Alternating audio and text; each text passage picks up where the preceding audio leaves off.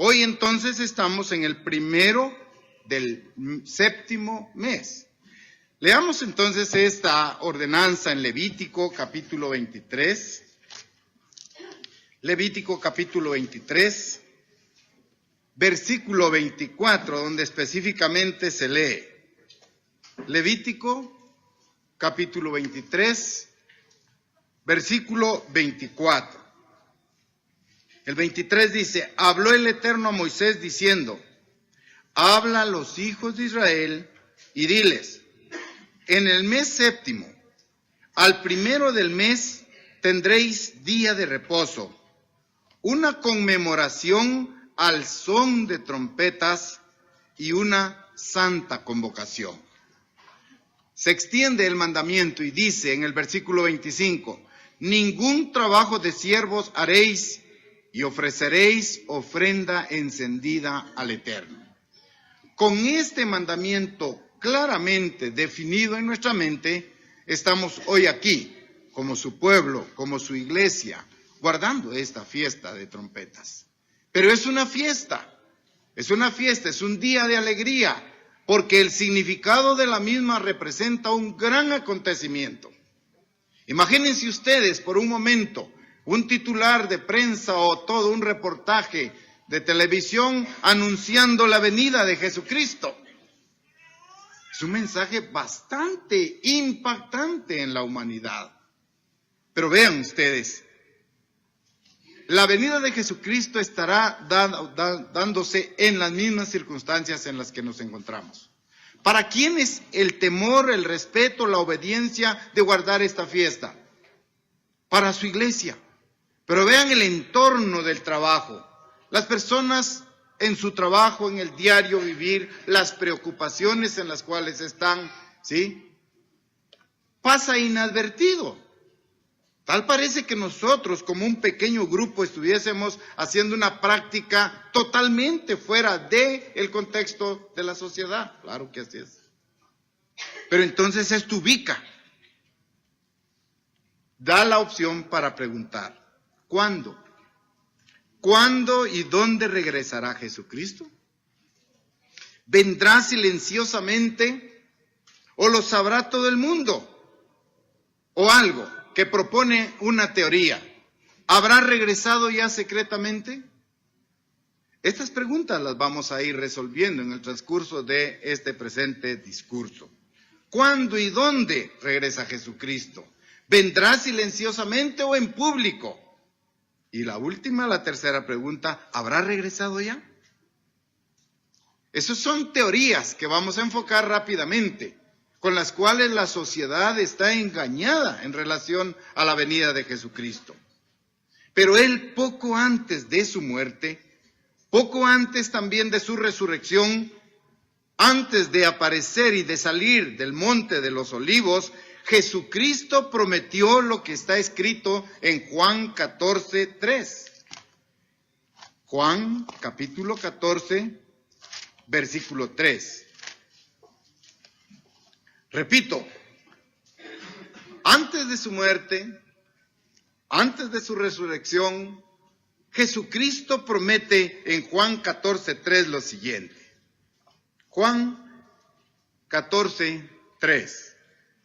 Y si me fuere y os preparare lugar, la promesa es: vendré otra vez y os tomaré a mí mismo, para que donde yo estoy, vosotros también estéis. Esto es lo que entendemos nosotros.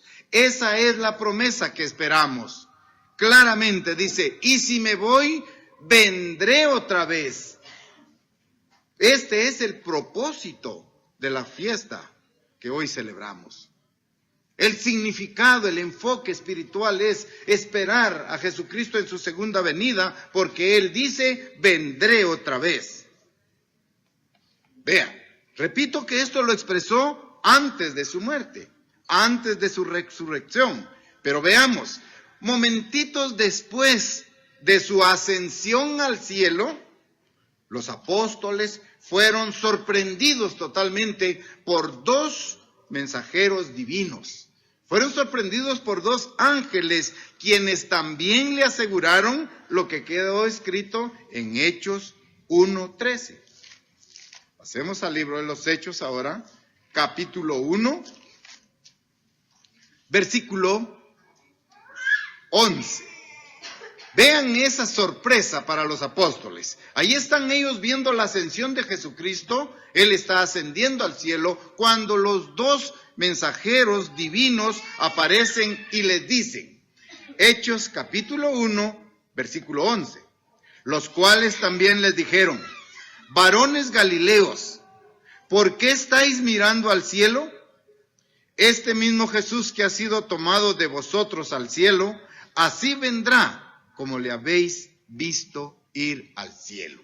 Vean las promesas que tenemos ahí. En Juan leímos que Jesucristo nos promete, vendré otra vez. Ahora lo vemos ascendiendo al cielo y los apóstoles están impactados cuando dos varones, dos mensajeros divinos les dicen, este mismo Jesús que ha sido tomado de vosotros al cielo, así vendrá. Vean esa promesa. Así vendrá como le habéis visto ir al cielo. A través de estas dos citas estamos confirmando la promesa de Jesucristo, de que Él volverá nuevamente, de que Él volverá a la tierra. Estamos retomando en Juan y en Hechos. Y también agrega la forma de su regreso. Vean lo que indica. Voy a volver a leer el versículo 11. Los cuales también le dijeron, varones galileos, ¿por qué estáis mirando al cielo? Este mismo Jesús que ha sido tomado de vosotros al cielo, así vendrá como le habéis visto ir al cielo. Dos cosas concretas implícitas en el versículo. Confirma que Jesucristo va a venir y también dice la forma en que va a venir. ¿Sí se entiende? Así como le habéis visto ir al cielo, ¿cómo lo estaban viendo ellos? En forma física. Entonces Jesucristo va a regresar también en forma física. La iglesia del Nuevo Testamento creyó esto. Todos los de la iglesia creyeron estas promesas, porque las había dicho Jesucristo. Y también ampliaron su conocimiento. Aquí se estaba tratando un tema subliminal, se puede decir, por debajo de, sobre el milenio. Estaba íntimamente ligada la venida de Jesucristo con el tema del milenio. Vean, así como la creación se hizo en 6 días mileniales, 6 días en los cuales Dios le dio a la humanidad para que pudieran escoger sus propios caminos. Viene un momento también, un sábado milenial, en donde Jesucristo vendrá a gobernar. Esos son paralelos importantes que tenemos ahí. Bien, ahora veamos rápidamente la propuesta. 3 creencias corrientes, 3 creencias comunes, a través de las cuales Satanás está engañando al mundo para desvirtuar la verdad de la venida de Jesucristo. La primera de ellas es la que ustedes conocen como la venida post-milenio. Fíjense que hay una corriente, hay una teoría que afirma que Jesucristo vendrá después del milenio. Por eso les digo, post-milenio. Ahora bien, ¿qué dice? ¿Qué propone esta teoría? Bueno, en primer lugar, esta teoría del post-milenio fue creada alrededor del año 1700. Fíjense, en el año 1700 de nuestra era, un clérigo inglés sentó la idea de que la segunda venida de Jesucristo seguiría después de un milenio durante el cual las naciones en paz gobernarían. Fíjense cómo está alterado. Él propone que va a haber un milenio, este clérigo inglés, un milenio de gobierno humano, de paz y tranquilidad, y después viene Jesucristo. Imagínense, pero lo estoy diciendo, 1700, el clérigo inglés propone esto. que la segunda venida de Jesucristo seguirá después del milenio, un tiempo durante el cual la profecía del que el reino gobernaría a la tierra, esto por parte de las naciones. Es una teoría que está, tomando algunos adeptos. Los seguidores de esta teoría ven difícil creer, al igual que nosotros, que los hombres modernos puedan imponer la paz y la prosperidad mundial. Sin embargo, es una teoría que tiene muchos adeptos. Lógicamente, nosotros no la compartimos porque nos vamos a pegar a lo que la Biblia diga. Isaías 40, versículo 10. Sobre esta teoría, veamos qué dice el profeta Isaías en el capítulo 40 y versículo 10, para poder contrarrestar la propuesta de esta teoría postmilenio. Repito que Jesucristo vendría después de un milenio de gobierno de paz y prosperidad por parte del ser humano. Pero vean qué dice Isaías 40, versículo 10. He aquí que el Eterno, el Señor, vendrá con poder y su brazo señoreará. He aquí que su recompensa viene con él y su paga delante de su rostro. Eso es lo que Isaías dice. He aquí el Eterno, el Señor, vendrá con poder y su brazo señoreará. Luego dice, he aquí su recompensa viene con él y su paga delante de su rostro. No podemos nosotros avalar, no podemos adherirnos a esta teoría creada en 1700, que cree que Jesucristo vendrá en su segunda venida después de un milenio de paz y de prosperidad mundiales dirigido por el ser humano. Estamos entonces descartando esta teoría. Otro conjunto de conceptos reunido como teoría es el rapto secreto, que ustedes han escuchado. Esta teoría del rapto secreto propone que Jesús regresará en 2 etapas. Estoy dando la esencia, ¿sí?, de la teoría. La teoría del rapto secreto propone que Jesucristo regresará a la tierra en 2 diferentes etapas. Primero, proponen ellos, regresará secretamente para arrebatar a todos los verdaderos cristianos y llevarlos al cielo, librándolos así de la gran tribulación. Es la propuesta del rapto secreto. La repito, que Jesucristo viene primero secretamente a arrebatar a su iglesia y llevársela al cielo antes de que inicie la gran tribulación. La segunda etapa de esta teoría dice que su venida va a ser pública, que todos la podrán ver y oír. Pero esta teoría del rapto secreto es una invención más de la mente del hombre moderno. ¿Cuándo surge? Surge en 1830. Se pone en boga esa teoría, 1830 de nuestra era, cuando fue adoptado por muchas personas en Gran Bretaña y apadrinada, por decirlo así, popularizada y proclamada por la famosa Biblia anotada de Scofield. Ahí surge.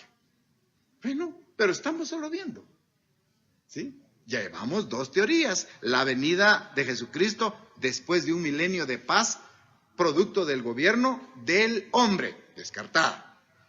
La teoría del rapto secreto, Jesucristo viene en primera etapa, arrebata a su iglesia, la lleva al cielo, luego allá pasa la tribulación en la tierra, entonces regresan públicamente. Descartada también. Tercera teoría, la tercera teoría. Cristo ya está en la tierra. Cristo ya gobierna aquí. Cristo ya ha regresado. Es la tercera creencia. Miles y miles de personas creen que Jesucristo ya regresó en su segunda venida y muchos creen que Jesús vino por segunda vez en forma del Espíritu Santo. Es otra teoría. Y ¿Cuándo? El día de Pentecostés. Aseguran ellos.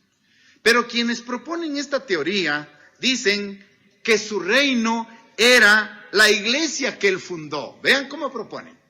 Jesucristo ya vino por medio del Espíritu Santo, fundó su iglesia en Pentecostés y entonces ahí está la iglesia que él fundó.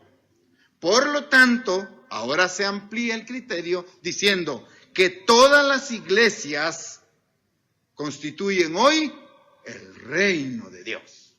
Tercera teoría. En ese mundo está perdida la cristiandad. Ninguna de ellas podemos aceptarla como real. Ni la teoría del postmilenio, ni mucho menos la teoría del rapto secreto, ni esta tercera creencia que propone que Jesucristo ya vino en el día de Pentecostés y que su iglesia y todas las iglesias constituyen ahora el reino de Dios. Vean cómo las personas están siendo engañadas. Veamos ahora la advertencia que se nos hace a nosotros. Cristo nos advierte antes de su regreso muchas cosas. Mateo 24, versículo 26. Mateo, capítulo 24, versículo 26. Veamos las advertencias. Mateo 24, 26. Jesucristo ahora previene, advierte a la iglesia. Así que, si os dijeren, mirad, está en el desierto, no salgáis. O mirad, está en los aposentos, no lo creáis.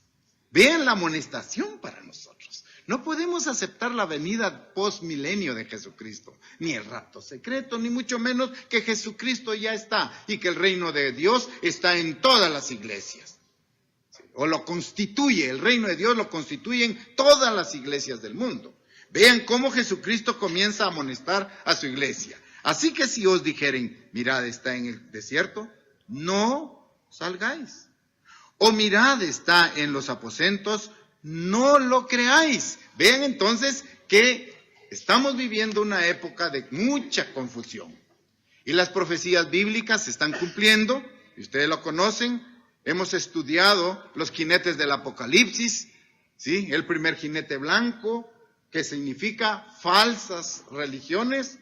Los falsos maestros proclamarán entonces, está allí, ya está aquí, vendrá después de un milenio de gobierno de paz y prosperidad a nivel mundial, pero a nosotros se nos dice claramente, mirad, está en el desierto, no salgáis. Si se nos dice, mirad, está en los aposentos, no lo creáis. Entonces, ¿qué tenemos que creer? Tenemos que creer lo que la Biblia nos revela, lo que la Biblia dice acerca de la venida de Jesucristo. Y dentro del plan de Dios, sus fiestas santas nos dan la luz para seguir en el camino. Esta fiesta de trompetas, entonces, representa para nosotros la segunda venida de Jesucristo. Pero lo vamos a cotejar al amparo de la Biblia. Veamos qué le escribe el apóstol Pablo a los tesalonicenses. En su segunda carta, segunda de Tesalonicenses, capítulo 2, versículos 1 y 2. Segunda de Tesalonicenses, capítulo 2, versículos 1 y 2. Hablando de los falsos maestros ahora, que proclamarán que ya va a venir, que no ha venido, etcétera, las teorías que hemos revisado, vean qué dice. Pero con respecto a la venida de nuestro Señor Jesucristo y nuestra reunión con Él, os rogamos, hermanos, que no os dejéis de mover fácilmente de vuestro modo de pensar. Vean la preocupación de la iglesia. Nos señala su verdad y nos dice, no se muevan de ahí, ¿sí? Sigan practicando las fiestas santas. Os rogamos, hermanos, que no os dejéis mover fácilmente de vuestro modo de pensar. ni os conturbéis, o sea, no nos podemos confundir, no nos puede atraer la teoría del rapto secreto, no nos puede atraer la teoría postmilenial, no nos puede atraer. Tenemos que buscar la verdad. Ni os conturbéis, ni por espíritu, ni por palabra, ni por carta como si fuera nuestra, en el sentido de que el día del Señor está cerca. Dice Jesucristo, ya está ahora gobernando en las iglesias, un grupo de personas, ¿ya? Está presente ahora. El apóstol Pablo está preocupado. Jesucristo también dijo, vendré otra vez, acuérdense. La promesa es esa, vendré otra vez. Y luego, Pablo sigue amonestándonos en los versículos 3 en adelante. Nadie os engañe en ninguna manera, porque no vendrá sin que antes venga la apostasía y se manifieste el hombre de pecado, el hijo de perdición. O sea, tenemos que estar atentos al entorno mundial. Tenemos que estar atentos a lo que la profecía dice, la Biblia dice en relación al retorno de Jesucristo. Se nos pide, ninguno os engañe, nadie os engañe. En ninguna manera, porque vendrá sin que antes venga la apostasía. La apostasía es apartarse de la verdad, es incluir conceptos, teorías eminentemente humanas, ¿ya? Eso sería apostatar. Y se manifieste el hombre de pecado, el hijo de perdición. Pablo está dirigiéndose a los tesalonicenses, pero el mensaje es para nosotros también ahora. Jesucristo habló de esta situación como de algo que tendría que suceder antes de su regreso. Vean, ¿qué es lo que él dice? ¿Cómo nos ubica la Biblia para velar en los acontecimientos mundiales? Mateo capítulo 24. Mateo capítulo 24, versículos, vamos a leer el 5, luego el 11 y vamos al 24. Jesús habla sobre esta situación. La amonestación de Pedro es: os rogamos, hermanos, que no os dejéis mover fácilmente de vuestro modo de pensar, ¿verdad? Leímos Tesalonicenses. Ahora vean a Jesucristo. Mateo 24, 5, Jesucristo dice: porque vendrán muchos en mi nombre, diciendo, yo soy el Cristo, y a muchos se engañarán. Ahí se están describiendo las condiciones de los últimos días. ¿Sí? Mateo 24, es esa profecía. Leemos el versículo 5 y solo hemos leído, porque vendrán muchos en mi nombre, diciendo, yo soy el Cristo, y a muchos engañarán. Vea, a muchos engañarán. Versículo 11 ahora. Y muchos falsos profetas se levantarán y engañarán a muchos. Vean el proceso de engaño religioso que se está dando y que se va a dar. Se va a incrementar día a día. Y ahora el versículo 24, porque se levantarán falsos cristos y falsos profetas y harán grandes señales y prodigios de tal manera que engañarán, si fuere posible, aún a los escogidos. Esa es la amonestación de Jesucristo. Por eso nos pide guardar la fiesta de trompetas, para tener claro en nuestra mente que Jesucristo vendrá una vez más. Y que no tenemos por qué movernos, confundirnos y cambiar su verdad. Ahora bien, ustedes saben que si hacemos un estudio de Apocalipsis, los jinetes del Apocalipsis los hemos estudiado y entendemos esas profecías.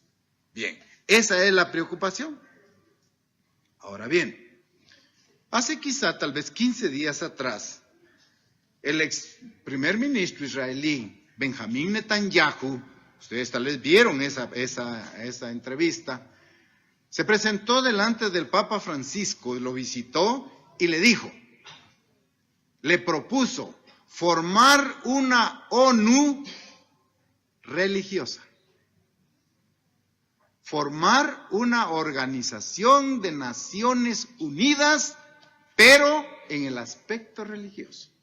Y le indicó, es usted la persona ahora idónea.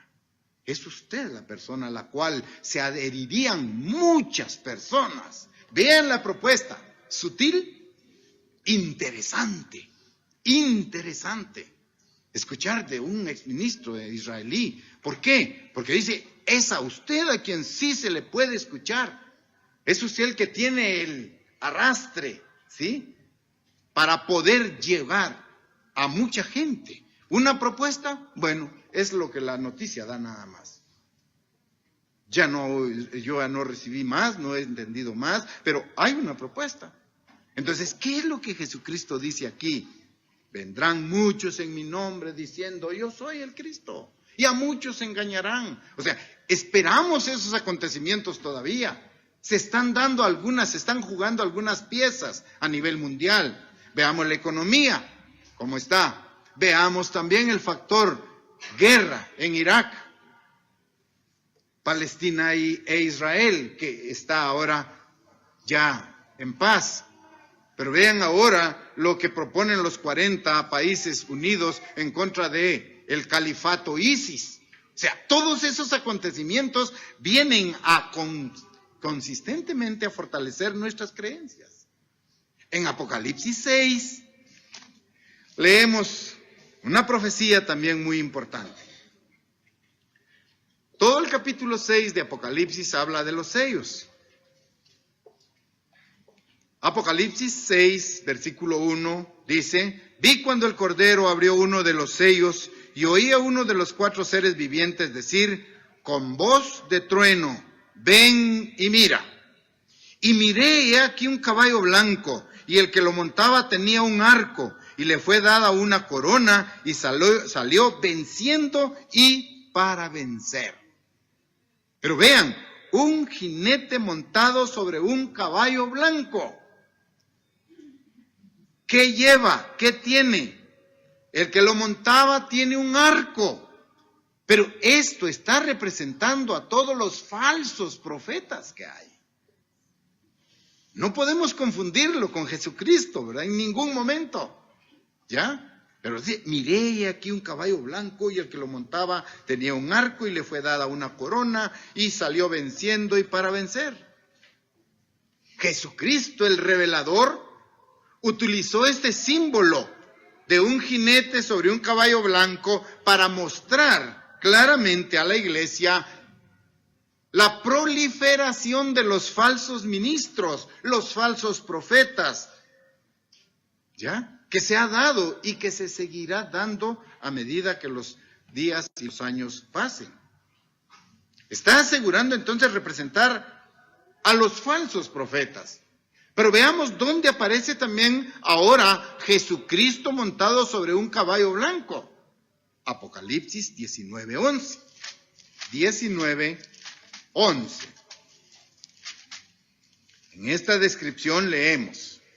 Apocalipsis 19:11. Entonces vi el cielo abierto, y he aquí un caballo blanco, y el que lo montaba se llamaba Fiel, Verdadero, y con justicia juzga y pelea. Y se describe ahora a Jesucristo. Versículo 12. Sus ojos eran como llama de fuego, y había en su cabeza muchas diademas, y tenía un nombre escrito que ninguno conoce sino él mismo. Estaba vestido de una ropa teñida en sangre y su nombre es el Verbo de Dios. Aquí sí identificamos a Jesucristo, ¿sí? Es el verdadero Jesucristo, pero el jinete que está allá montando un caballo blanco en el capítulo 6 habla de los falsos profetas, de los falsos maestros, y por eso se nos dice: os rogamos, hermanos, dijo Pablo a Tesalonicenses, os rogamos que no os dejéis mover, que no dejemos de creer nuestras doctrinas fundamentales, en otras palabras. Entonces aquí identificamos claramente. Veamos que la perversión de la verdad de Dios señala apenas el principio de una larga secuencia que se dará en estos últimos días. Si te dicen, ved, está en el desierto, no salgáis. Pero tenemos que estar seguros de qué creemos y cuáles son los signos y la identidad de Jesucristo verdaderamente. Habrá una larga secuencia de acontecimientos mundiales. Los hechos van a abarcar un promedio de 1900 años, pero van a culminar con el eminente regreso de Jesucristo para establecer el reino de Dios. Bien, amonestados estamos entonces como iglesia, no os conturbéis, no tenemos por qué estar dudando. Cuando sus discípulos le preguntaron si establecería el reino de Dios en sus días, ¿qué les respondió Jesucristo? ¿Se acuerdan de ese pasaje? ¿Establecerás tu reino ahora? Bueno, está registrado en Hechos, capítulo 1, versículos 5 en adelante. Hechos, capítulo 1, versículos 5 en adelante. Hechos, capítulo 1. Vean la pregunta de los discípulos a Jesucristo. Versículo 6. Entonces los que se habían reunido le preguntaron, diciendo, Señor, ¿restaurarás el reino a Israel en este tiempo? Y les dijo, no os toca a vosotros saber los tiempos o las sazones que el Padre puso en su sola potestad. Pero recibiréis poder cuando haya venido sobre vosotros el Espíritu Santo, y me seréis testigos en Jerusalén, en toda Judea, en Samaria y hasta lo último de la tierra. Vean la inquietud de los discípulos en tiempos de Jesucristo. Ellos le preguntaron si restauraría el reino de Dios en sus días. ¿Qué hemos leído? ¿Qué le respondió Jesucristo? No os toca a vosotros saber los tiempos o las sazones que el Padre puso en su sola potestad. Ahora, pero les dijo, recibiréis poder. Ahora analicemos esa propuesta. Jesucristo les dijo, recibiréis poder. Muy bien. Pero les iba a dar en ese momento poder político para instaurar el reino de Dios. ¿Podríamos decir así? ¿Le iba a dar poder político a la iglesia en el primer siglo? No, dice, recibiréis poder cuando hayan venido sobre vosotros el Espíritu Santo. Vean el poder que se está refiriendo. El poder al que se refiere, el poder que iban a recibir, no era de índole político. La pregunta es, ¿restaurarás al reino de Israel? ¿Le vas a dar la capacidad? ¿Le vas a dar la facultad de gobernar ahora? ¿Le está preguntando? ¿Sí? ¿Vas a levantar a Israel como la nación líder y que gobernará a todo el mundo? ¿Eso es lo que ellos están pidiendo? El poder que iban a recibir, repito, no era político para gobernar a las naciones en ese momento. ¿Se dan cuenta? Recibirán poder. ¿Cuándo y qué tipo? Cuando reciban el Espíritu Santo. El poder del Espíritu Santo, ¿ya? Permitiría ser testigos de la muerte, crucifixión, resurrección de Jesucristo y ascensión, testigos ante el mundo de su resurrección. Otra función, tenían que ser testigos la iglesia desde el primer siglo, de hacer discípulos a todas las naciones y de enseñarle el camino de la verdad. Ese poder le dio Jesucristo a la iglesia en ese tiempo. Ese es el poder que tenemos actualmente. El poder de hacer discípulos, ser testigos de la resurrección de Jesucristo y también de enseñar los caminos de Dios. Pero los discípulos le estaban preguntando, ¿sí? Señor, ¿restaurarás el reino a Israel? ¿Qué estaban pidiendo ellos? ¿Qué estaban preguntando? En otras palabras, ¿le darás el poder político a la nación de Israel para gobernar a todo el mundo ahora? Y Jesucristo les dijo, no. ¿Sí se entiende? Les dijo, no, ustedes van a recibir poder cuando reciban el Espíritu Santo para ser testigos de mi resurrección, para ir y hacer discípulos, la misión y visión de la iglesia, preparando un pueblo, predicando el evangelio de Dios. Ese poder le dio Jesucristo a la iglesia. Hechos, ahí sigue, vamos a seguir leyendo, ahí estamos en el versículo 8. Pero recibiréis poder cuando haya venido sobre vosotros el Espíritu Santo, y me seréis testigos en Jerusalén, en toda Judea, en Samaria y hasta lo último de la tierra. Y habiendo dicho estas cosas, viéndolo ellos, fue alzado y le recibió una nube que le ocultó de sus ojos. Y estando ellos con los ojos puestos en el cielo, entre tanto que él se iba, he aquí se pusieron junto a ellos 2 varones con vestidos blancos, los cuales les dijeron: varones galileos, ¿por qué estáis mirando al cielo? Este mismo Jesús que ha sido tomado de vosotros al cielo, así vendrá como le habéis visto ir al cielo. Vean, está completo el mensaje, la narración. Entonces, entendemos nosotros de ese poder. Ese es el poder que Dios le ha dado a su iglesia en la actualidad, para ser testigos de su resurrección, de la predicación del evangelio, de la conversión de muchos discípulos, de enseñar el camino de verdad a muchos discípulos. Esta es la situación que tenemos que considerar. Vuelvo una vez más a que hay un grupo de personas con una teoría moderna que proponen que Jesús vendrá después de que la paz y la armonía hayan sido difundidas a través de gobiernos humanos. Estoy hablando entonces de la teoría de la segunda venida de Jesucristo post-milenio, ¿se acuerdan? ¿Propuesta en qué? ¿Qué año? 1700. Bueno, que Jesucristo va a venir en ese momento, cuando las naciones estén en perfecta armonía y acuerdo, vamos a tener 1000 años de paz y prosperidad, y posteriormente viene Jesucristo. Veamos qué dice ahora Hechos, capítulo 3, versículo 22.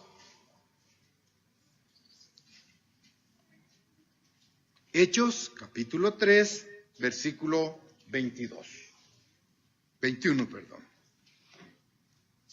Versículo 21.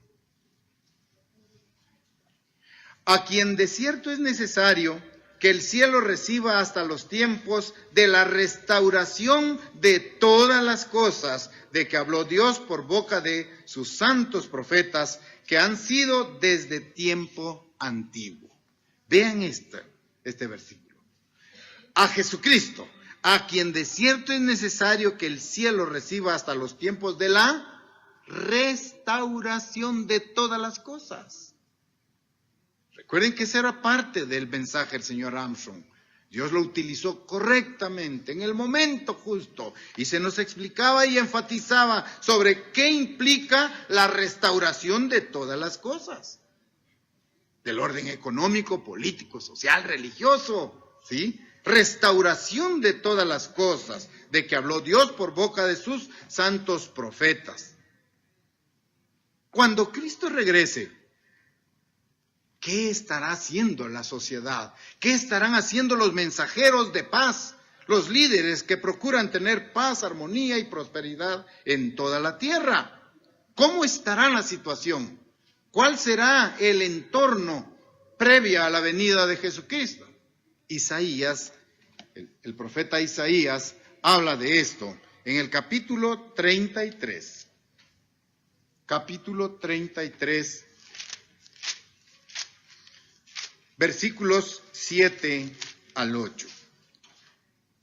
¿Cuál será la situación social, económica, política de los tiempos previos a la venida de Jesucristo? Isaías 33, versículo 7 y 8. Vean, he aquí, sus embajadores darán voces afuera. Los mensajeros de paz, ¿qué estarán haciendo? ¿Cómo estará la situación en los momentos previos a la venida de Jesucristo? Los mensajeros de paz llorarán amargamente. Los líderes mundiales frustrados de que no pueden encontrar la paz, la armonía y la prosperidad a nivel mundial, llorarán amargamente. ¿Cómo estarán las ciudades? Las calzadas están deshechas, destruidas. Hay conflicto, hay guerra, hay confrontación. Cesaron los caminantes. Han disminuido la población producto de la guerra. Ha anulado el pacto. Aborreció las ciudades. Tuvo en nada a los hombres. ¿Cómo va a estar la tierra en estos momentos previos? En los momentos previos de la venida de Jesucristo. Versículo 9. Se enlutó, enfermó la tierra. El Líbano se avergonzó y fue cortado. Sarón se ha vuelto como desierto, y Basán y el Carmelo fueron sacudidos. ¿Cuál es la situación en que vamos a encontrarnos? ¿Cuáles serán los acontecimientos previos a la venida de Jesucristo? Un caos, sí. Los pueblos van a estar en una guerra fratricida. Sus embajadores, sus líderes, sus promotores de la paz llorarán, dice ahí la Biblia. O sea, va a haber frustración por no alcanzar los objetivos que se proponen organizaciones como las Naciones Unidas, cuyo objetivo es mantener la paz en el mundo, uno de sus tantos objetivos, ¿sí? Mantener la paz, la prosperidad. Sus mensajeros llorarán, ¿ya? Esa es la situación en la que vamos a estar imbuidos. Es obvio entonces, por lo que hemos leído, que la tierra no estará en paz cuando Jesucristo venga, ¿verdad? Cuando digan paz, paz, ¿qué es? Hay engaño. Es obvio entender, ¿sí? Cae por su propio peso, que la tierra no se hallará en paz, sino en un completo caos, previos al regreso de Jesucristo. La Biblia entonces es la que nos debe guiar. Y esos son los acontecimientos, el entorno, el ambiente en el cual estaremos viviendo previo a la venida de Jesucristo. Entonces, al leer la Biblia vemos que Cristo no regresará después de un milenio de paz y abundancia propuesto por los seres humanos, como se propone en una de las teorías que hemos visto. Vendrá por segunda vez. ¿Para qué? Para abolir el mal, para imponer la paz, sí, pero con vara de hierro, como lo entendemos. Los gobiernos humanos no van a poder establecer la paz, la armonía, la concordia. Jesucristo necesita venir. Nosotros necesitamos pedir que Jesucristo venga para establecer el reino de Dios, el dominio en toda la tierra. Ahora bien, cuando Jesucristo venga, al sonar de una trompeta, 1 Tesalonicenses 4:16, que vamos a leer más adelante, los cristianos resucitados van a reinar con Él, ¿sí? Vean los acontecimientos que van a darse allí.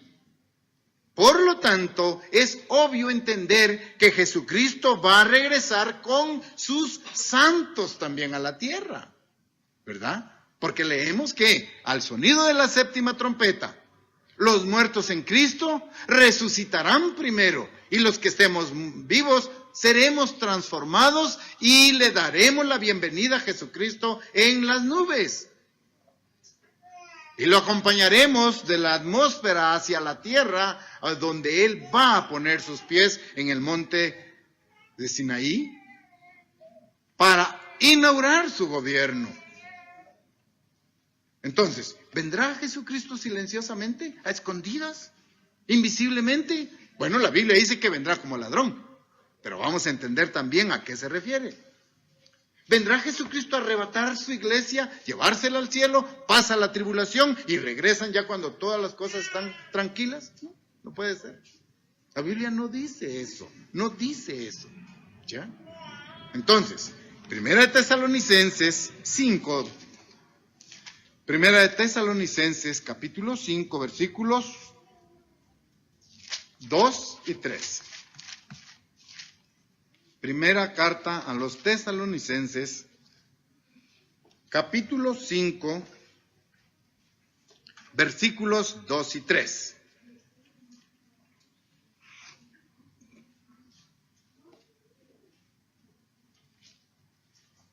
Estamos ya ahí en Primera de Tesalonicenses 5, 2 y 3.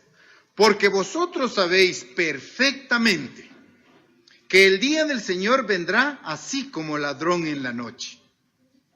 Que cuando digan paz y seguridad, entonces vendrá sobre ellos destrucción repentina, como los dolores a la mujer encinta, y no escaparán.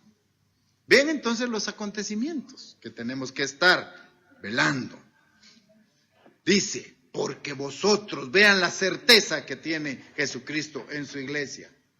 Porque vosotros sabéis perfectamente, sabemos el plan de Dios, tipificado en sus fiestas santas, desde la Pascua hasta el último gran día. Sabemos el significado de cada uno de ellos. Y por lo tanto, dice, vosotros sabéis perfectamente que el día del Señor vendrá como ladrón en la noche.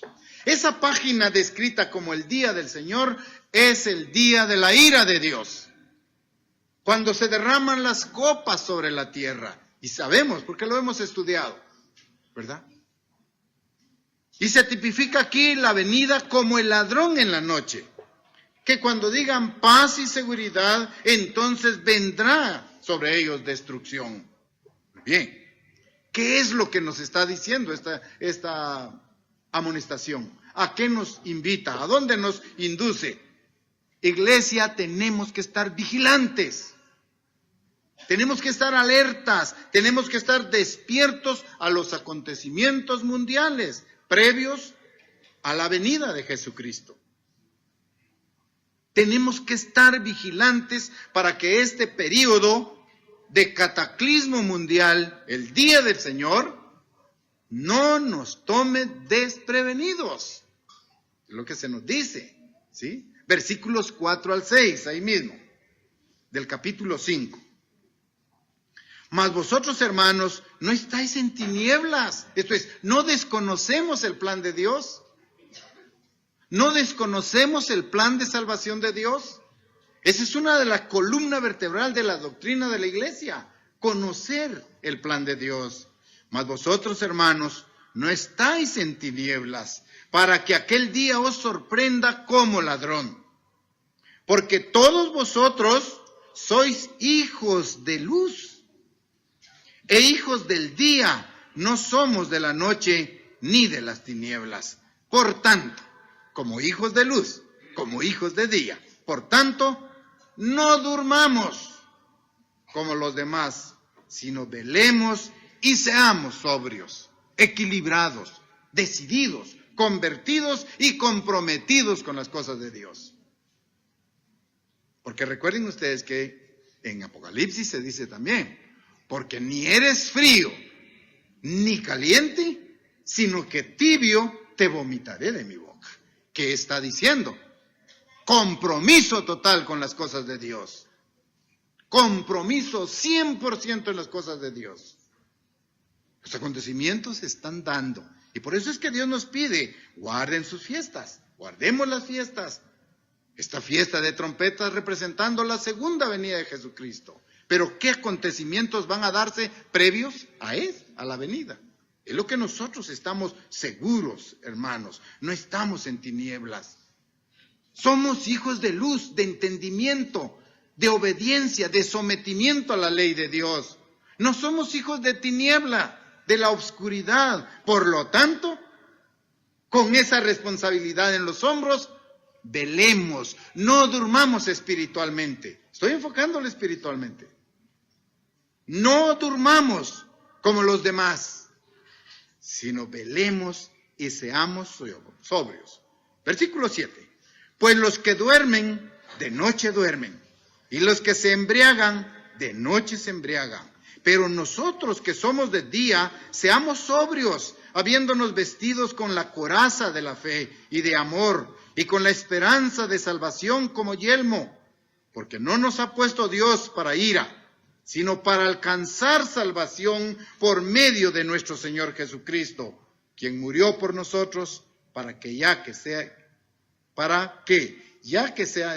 que velemos o que durmamos, vivamos juntamente con Él. ¿Cuál es en realidad nuestra meta? ¿Cuál es nuestra ilusión? ¿Cuál es nuestro deseo? Ser parte del reino de Dios. Pero no tenemos que descuidar nuestro desarrollo y crecimiento espiritual. No tenemos que dormir espiritualmente. No tenemos que darnos o bien acoplarnos a la sociedad, ajustarnos a la sociedad. No tenemos por qué dejarnos atraer por ese gran imán de la sociedad. ¿Tenemos pruebas? Muchas. Y qué bueno que las tengamos, porque estas nos acercan más a Dios. Son pruebas duras, sí, de todo nivel, económicas, familia, iglesia. Tenemos pruebas, porque la Biblia dice que es necesario que a través de muchas pruebas entremos en el reino de Dios, ya con un carácter más definido. Entonces, hermanos, no somos de las tinieblas. Perfecto. Dice, Cristo vendrá como ladrón. ¿Significa esto que Él regresará secreta e invisiblemente, como propone la teoría del rapto secreto? Bueno, esta es una pregunta justificada. Pero cuando se nos dice, ¿vendrá Jesucristo invisiblemente? Podemos utilizar otra pregunta para responder. ¿Cómo llega un ladrón? ¿En qué condiciones llega un ladrón a una casa? Cuando los ladrones roban una vivienda, ¿llegarán invisiblemente? Ilógico, no. ¿Qué es lo que pasa?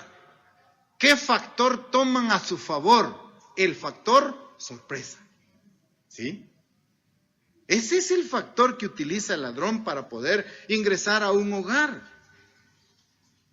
El ladrón suele venir de noche. Y no a las 10, porque usted está despierto, a las 11 tampoco, a veces a la 1, a 2, a las 2, de 2 a 3, de 1 a 3. Analizan el momento cuando uno está, ¿sí? Bueno, va a llegar de noche. Cuando los habitantes, los dueños de la casa, están totalmente durmiendo, o bien ausentes. El ladrón cae, llega inadvertidamente, cuando están desprevenidos y utiliza el factor sorpresa. Sorprende a las personas. Este es el factor al cual se menciona aquí, que la venida de Jesucristo será como un ladrón de noche. Sorpresa, sorprendente. Así será la venida de Jesucristo. Pero no va a venir invisiblemente, ni inesperadamente. Va a venir, sí, cuando las personas digan paz, paz, seguridad, etcétera. El mundo va a estar totalmente enfocado en sus proyectos, ¿ya? Totalmente en sus proyectos. Pero vean la analogía que estamos viviendo hoy. Un grupo reducido de miembros de la iglesia guardando el significado de la fiesta, en tanto la sociedad en su negocio, en su atracción, en sus distracciones. No durmamos, velemos, dice. Muy bien, Mateo lo enfatiza. Mateo 24, 42 al 46. Mateo 24, 42.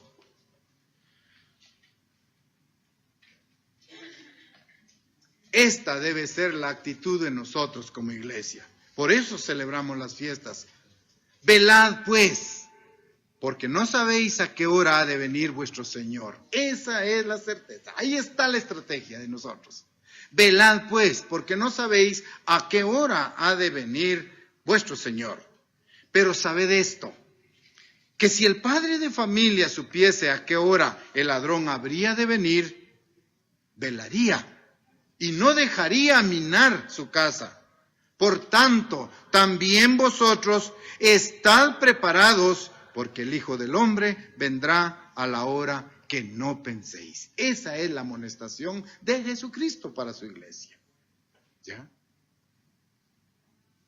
Si el padre de familia estuviera percibido de que va a llegar el ladrón, va a velar, se va a cuidar, va a llamar a la policía. Mire, fíjese que esto a tal hora va a venir. No, pues que no sabe, no sabemos, ¿sí? Entonces la lección es velar, ¿sí? No dormirnos espiritualmente, estar despiertos espiritualmente, estar preparados, porque el Hijo del Hombre vendrá a la hora que no penséis. siempre en Mateo 24, ahora en los versículos 30 y 31, se describe cómo vendrá Jesucristo, qué precederá la venida de Jesucristo. Entonces aparecerá la señal del Hijo del Hombre en el cielo, y entonces lamentarán todas las tribus de la tierra, y verán al Hijo del Hombre viniendo sobre las nubes del cielo con poder y gran gloria, y enviará a sus ángeles con gran voz de trompeta, y juntarán a sus escogidos de los cuatro vientos, desde un extremo del cielo hasta el otro. Y la lección implícita: de la higuera aprended la parábola. Cuando ya su rama está tierna y brotan las hojas, sabéis que el verano está cerca. Así también vosotros, cuando veáis todas estas cosas, conoced que está cerca a las puertas. De cierto os digo que no pasará esta generación hasta que todo esto acontezca. Y etcétera, etcétera. Sigue describiéndose ahí, pero el mensaje es claro. Aparecerá la señal del Hijo del Hombre al sonido de la séptima trompeta. ¿Sí? Suena la trompeta y entonces dice el cielo se abre y Jesucristo comienza a descender. ¿Ya? Los ángeles hacen sonar esa trompeta, una gran voz, y van a juntar a sus escogidos de los 4 puntos cardinales de la tierra. Y los muertos en Cristo resucitarán primero, y los que estemos vivos seremos transformados y recibiremos a Jesucristo en las nubes. El regreso entonces de Jesucristo del cielo también será acompañado de una gran aclamación, ¿sí? Una gran aclamación. Primera de Tesalonicenses ahora 4:16. Primera carta a los Tesalonicenses, capítulo 4, versículo 16. Dice, versículo 16, porque el Señor mismo, con voz de mando, con voz de arcángel y con trompeta de Dios, descenderá del cielo, y los muertos en Cristo resucitarán primero. Luego, nosotros los que vivamos, los que hayamos quedado, seremos arrebatados juntamente con ellos en las nubes para recibir al Señor en el aire, y así estaremos siempre con el Señor. Esos son los acontecimientos que la Biblia dice. Vean cómo viene, aclamado, con gran poder, con voz de mando, con voz de poder. Jesucristo viene, con trompeta de Dios descenderá. Los muertos en Cristo resucitan. Vean qué acontecimiento más esperanzador para nuestros familiares que han muerto en los caminos de Dios. Poder volverlos a ver, estar con ellos, esos seres queridos, ¿sí? Los que participen de la primera resurrección, aparte de la segunda resurrección, ¿verdad? Pero dice, ¿cómo va a venir ahí? Con gran poder. Ahora bien, vean de dónde sale la teoría del rapto secreto. Dice el versículo 17, luego nosotros, los que vivamos, los que hayamos quedado, seremos ¿qué? Arrebatados. ¿Sí? Arrebatados juntamente con los que están resucitando. Entonces, ascenderemos. En ese momentito vamos a ser arrebatados para recibir a Jesucristo en las nubes. Pero no nos vamos a quedar ahí. Porque Zacarías 14 dice que los pies de Jesucristo vienen sobre la tierra, en Jerusalén, en el monte de los olivos. Entonces allí, dice, para recibir al Señor en el aire, y estaremos con el Señor para siempre, pero no en el aire, no suspendidos, sino que ya de otra vez de vuelta a la tierra, de acuerdo a lo que la Biblia dice. Entonces, la venida de Jesucristo no será en absoluto un acontecimiento secreto e invisible, ni mucho menos clandestino. Hermanos, la fiesta de trompetas que estamos celebrando simboliza el fin de la era actual del hombre.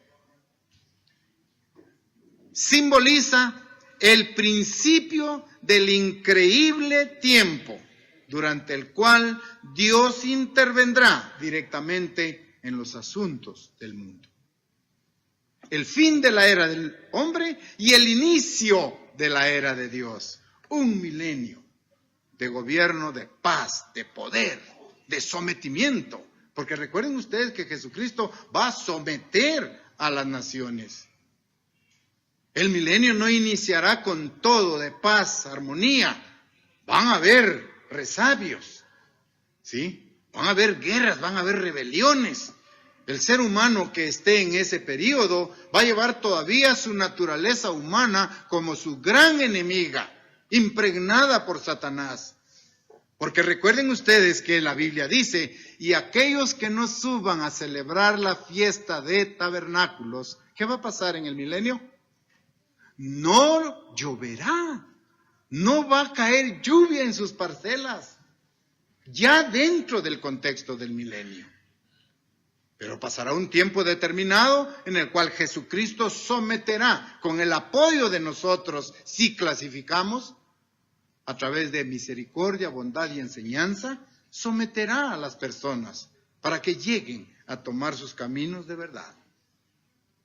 Esta será entonces la venida de Jesucristo. Esto significa la fiesta de trompetas que estamos celebrando. Anuncia una vez más la intervención de Dios en los asuntos mundiales. De allí obtenemos una gran lección que se nos ha dado. Esta fiesta se celebra el primer día del 7º mes del calendario hebreo. Hoy es el primer día del 7º mes en el calendario sagrado y hemos sido invitados a estar aquí de parte de Dios en esta santa convocación. Solo un santo puede santificar. Dios es santo y Él nos ha invitado a esta santa convocación, porque es su carácter, ¿sí? Y nos hemos con mucho gusto presentado delante de Él para poder reflexionar sobre los acontecimientos de la segunda venida de Jesucristo. Así continuaremos guardando la fiesta, año con año, hasta que Jesucristo venga. Zacarías 14, 1 al 4. Zacarías, el profeta Zacarías,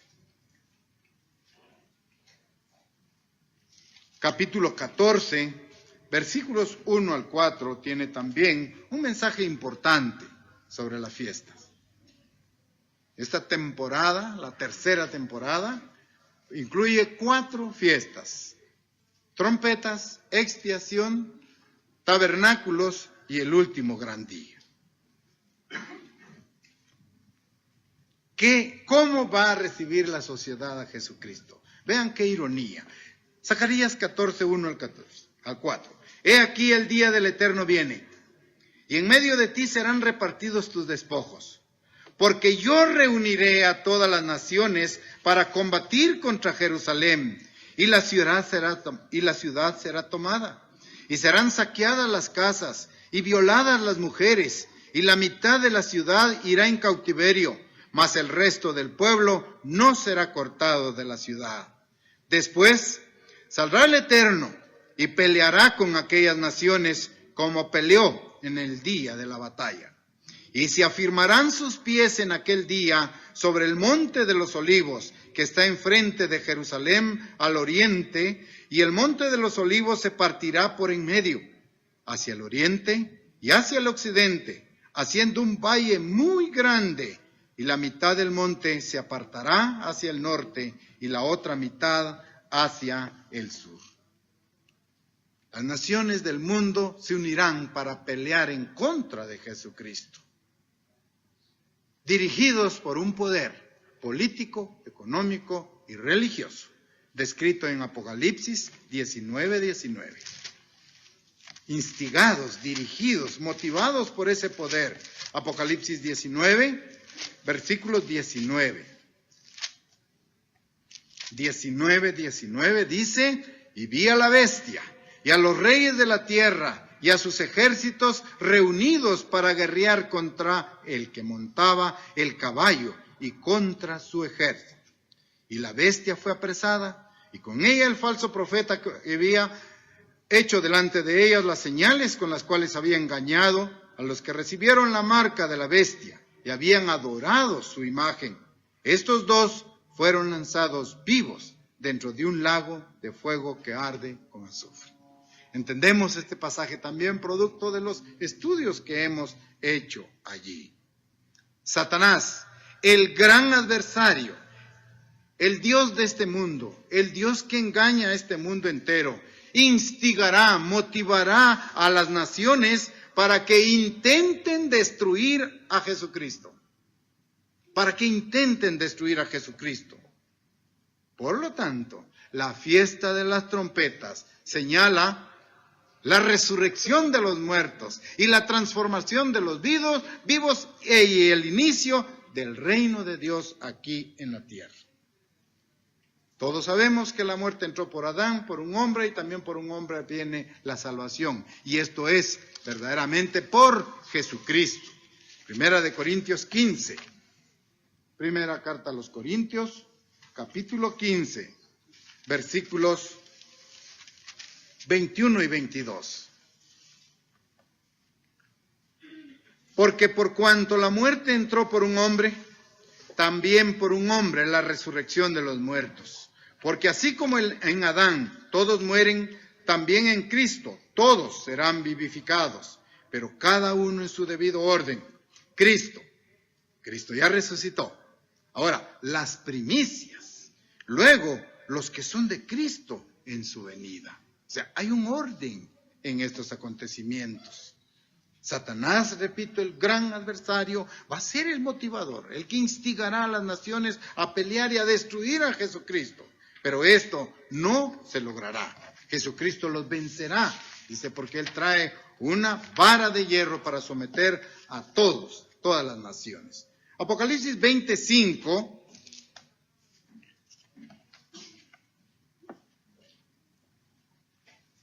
Describe el plan maravilloso de Dios para la humanidad. Ya vimos la primera resurrección, ¿sí? Los muertos en Cristo resucitarán primero. Ahora Apocalipsis 25 dice, pero los otros muertos no volvieron a vivir hasta que se cumplieron 1000 años. Esta es la primera resurrección. Los otros muertos, dice ahí, no volvieron a vivir hasta que se cumplieron 1000 años. ¿Ya? La oportunidad para las personas que no han conocido la verdad de Dios llegará y se presentarán delante del trono blanco y tomarán la decisión de seguir en los caminos de Dios o de desecharlos. Este cambio a la vida inmortal fue la ferviente fe de los primeros cristianos. Esto que estamos leyendo, esa transformación, esa resurrección de los muertos, fue la fe viviente, el estilo de vida, las creencias de la primera generación de la iglesia en el siglo I, la esperanza de los primeros cristianos, la misma que continúa siendo hoy para la iglesia del siglo XXI. Esa es nuestra esperanza, el cambio a la vida inmortal. En eso confiamos, porque Jesucristo lo ha prometido. Romanos 8:19, Pablo enfoca este tema para apoyar a la iglesia en su crecimiento. Romanos 8, versículos 19, luego 21 y 23. Porque el anhelo ardiente de la creación es aguardar la manifestación de los hijos de Dios. Vean esa esperanza. Ese es el mensaje esperanzador de la iglesia. El anhelo ardiente de la creación es el aguardar la manifestación de los hijos de Dios. ¿Cómo? La transformación a vida eterna. Dejar la vida mortal para adoptar una vida inmortal. Ese es el cambio, la transformación. Ese es el camino de esperanza en que creyeron los primeros apóstoles, los primeros discípulos y que seguimos creyendo nosotros. Porque la creación fue sujetada a vanidad, no por su propia cuenta, sino por causa del que la sujetó en esperanza. Porque también la creación misma será libertada de la esclavitud de corrupción a la libertad gloriosa de los hijos de Dios. No solo nuestro cuerpo, no solo nosotros. La misma creación dice que va a tener una libertad Imagínense ustedes esos bellos jardines que hoy vemos, esa variedad de flores que hoy vemos, liberada para tener nuevos enfoques.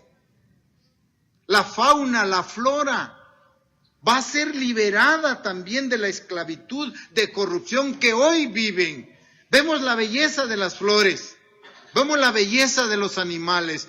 Piensen por un momento, libertadas de esa esclavitud, ¿quiere decir que esta belleza está esclavizada? Imagínense cómo llegará a ser una bella flor en el mundo de mañana, ya liberada de este estado de corrupción del mundo. Por eso es que leemos, y esa es nuestra esperanza, porque también la creación misma será libertada de la esclavitud de corrupción a libertad gloriosa, mucho más gloriosa, la flora y la fauna, la gloriosa de los hijos de Dios. Versículo 22, porque sabemos que toda la creación gime a una, y aún está con dolores de parto hasta ahora. Y no solo ella, sino que también nosotros mismos, que tenemos las primicias del Espíritu, nosotros también gemimos dentro de nosotros mismos, esperando la adopción, la redención de nuestro cuerpo, porque en esperanza fuimos salvos. Ese es el camino en el cual debemos andar. Pero la esperanza que se ve no es esperanza, porque lo que alguno ve, ¿a qué esperarlo? Pero si esperamos lo que no vemos, con paciencia lo aguardamos. Hermanos, debemos esperar pacientemente la venida de Jesucristo. No desmayemos, no nos desmotivemos, por el contrario, despertemos, entreguémonos en los caminos de Dios, creemos un nuevo desarrollo, propiciemos nuestro desarrollo espiritual. Por lo descrito, podemos concluir, con razón, con mucha razón, Jesucristo enseñó en la oración modelo, venga tu reino. Ese debe ser nuestro anhelo como iglesia, que venga el reino de Dios. Pedir que esa venida de Dios con entendimiento, con todo nuestro corazón, con mucha necesidad, porque cuando venga Jesucristo seremos libertados de esta situación corrupta en la cual vivimos. Hablo del ambiente social, todo está bajo ese membrete, bajo ese sello. Vemos entonces que a pesar de todos los acontecimientos terribles que se avecinan, hay una buena noticia. Y esa buena noticia es que Jesucristo pronto vendrá. Él prometió, así como me habéis visto ir, así vendré, y vendré otra vez, para poder reunirme con mi pueblo, con todos aquellos que eligieron el martirio, el dolor, las escaseces, los problemas, las dificultades, con el único propósito de llegar a ser parte del reino de Dios.